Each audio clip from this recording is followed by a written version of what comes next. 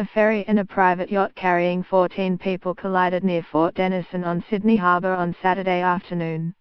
The MV Raby and the yacht collided about 2:30 p.m. while the ferry was en route from Circular Quay to Manly.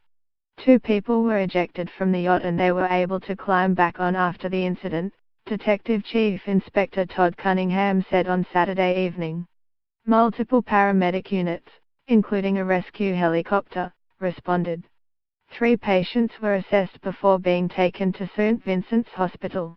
A woman with injuries to her leg and a man suffering from chest pain were among those transported.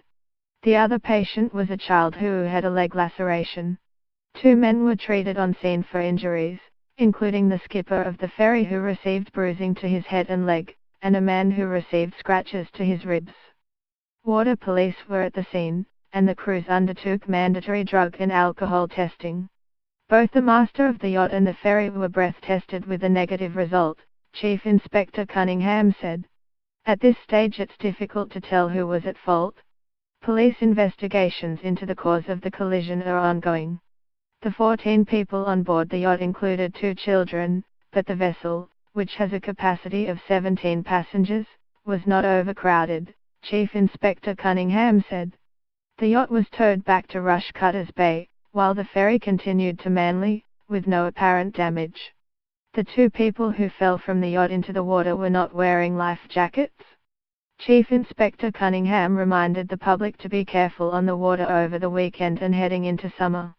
Whether you're in a recreational vessel or a commercial vessel, you need to be aware. You need to make sure you've got life jackets and all your safety equipment in case of an incident like this, he said. It's important to be aware of what's going on in the water, especially in Sydney Harbour. It's a busy place both day and night. MV Raby is 70.4 meters long, with a capacity of 1,100 passengers. Ferry services between Circular Quay and Manly will now move from every 20 minutes to every 30 minutes until further notice, a Transport for New South Wales spokesman said on Saturday afternoon. No other services on the network are expected to be impacted.